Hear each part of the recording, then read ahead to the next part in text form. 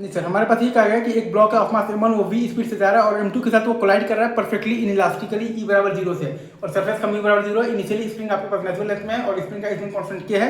हमें बताना है find the minimum speed of m2 and maximum speed of m3 बताना है, right sir, is it true? तो ये चीज आपको समझ में आना चाहिए कि m2 का मिनिमम स्पीड और m3 का मैक्सिमम स्पीड आएगा तो कब आएगा, जब स्प्रिंग अपने नेचुरल लेंथ में आएगा तब आएगा। तो स्प्रिंग नेचुरल लेंथ में आएगा तो m3 का मान लिया है कि v2 राइट है और m1 प्लस m2 का v1 राइट है। अच्छा, अब अगर आप m1 और m2 इन दोनों को एक सिस्टम मानिएगा तो पूरे सिस्टम पर एक्स एक्सिस के लॉन्ग आपके पास कोई भी एक्सटर्नल इंपल्सिव फोर्स नहीं है। मतलब कि आप m1 और m2 के सिस्टम पर एक्स एक्सिस के लॉन्ग आप लीनियर मोमेंटम कन्वर्जन लगा सकते हैं। तो m1 इंटू v बराबर m1 plus m2 into v dash, तो v डैश बराबर आ गया है m1 into v by m1 और प्लस m2, सही है।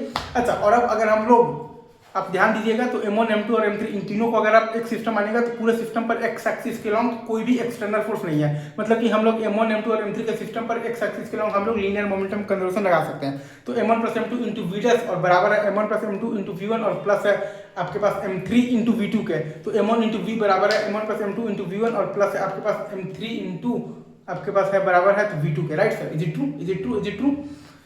तो अच्छा, और आपके पास work done by the spring force 0 है क्योंकि नेचुरल लेंथ से नेचुरल लेंथ के बीच में खेला हो रहा है। तो आप बेसिकली यहाँ पर change in the kinetic energy को आप 0 करेंगे, राइट सर, इज ट्रू? तो half m1 plus m2 into v1 square और plus half m3 into v2 square और माइनस हाफ इंटू m1 और प्लस m2 इंटू आपके पास m1 into v by m1 और plus m2 का whole square बराबर 0, half m1 plus m2 into v1 square और plus half m3 into है आपके पास v2 square और माइनस हाफ m1 और प्लस m2 इंटू है आपके पास m1 into v by m1 और प्लस m2 का होल स्क्वायर और बराबर है आपके पास 0 कर लेंगे। इसी में अगर आपके पास m1 बराबर m2 बराबर m3 बराबर m हो, अगर आपके पास m1 बराबर m2 बराबर m3 बराबर m हो तो आपके पास v2 का वैल्यू आ जाता है 2v/3 और v1 का वैल्यू आ जाता है v/6। मतलब कि आपके पास m3 का जो मैक्सिमम स्पीड है वो है आपके पास 2v/3 और m2 का जो मिनिमम स्पीड है वो है आपके पास v/6। तो काइनेटिक एनर्जी भी आप मैक्सिमम और मिनिमम आप निकाल सकते हैं 2/9 mv स्क्वायर और 1/72 mv square. Enjoy, tata, bye bye, thank you very much and love you guys. चलिए।